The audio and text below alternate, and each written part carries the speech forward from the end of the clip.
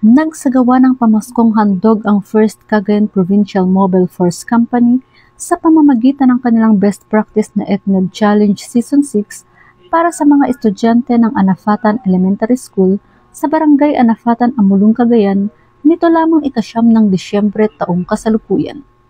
Ang ETNEB Challenge, Saan Aabot ang 20 Pesos Mo, ay isa sa mga matagumpay na programa ng First Cagayan PMFC na ngayon ay umabot na sa ika-6 na season.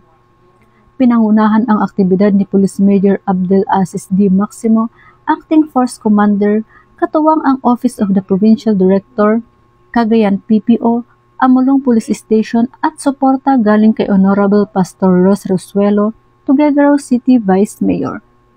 Nagpahayag ng mainit na pagbati at taus-pusong pasasalamat si Principal Echeverry dahil ang kanilang paaralan ang napiling benepisyaryo ng programa.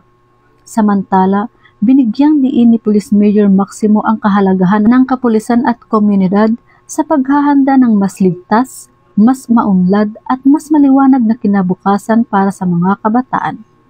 Bilang bahagi ng pamaskong handog, nakatanggap ng Jollibee food packs at loot bags ang 151 na estudyante na nagbigay ng saya at ngiti sa kanilang mga mukha. Nagkaroon din ng iba't ibang palaro na lubos na ikinatuwa ng mga bata at guro. Patuloy na pinagtitibay ng programang ito ang advokasya ng First Cagayan PMFC sa pagpapatupad ng mga inisyatibong nag-uugnay sa kapulisan at komunidad, lalo na sa mga kabataang higit na nangangailangan ng suporta.